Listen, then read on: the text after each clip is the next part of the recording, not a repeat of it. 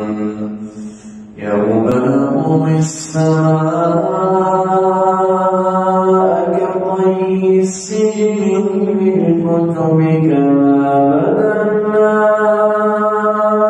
أول خلق نعيده وعدا علينا إنا كنا فاعلين. ولقد كتبنا في الزبور من بعد الذكر أن الأرض يرثها عبادي الصالحون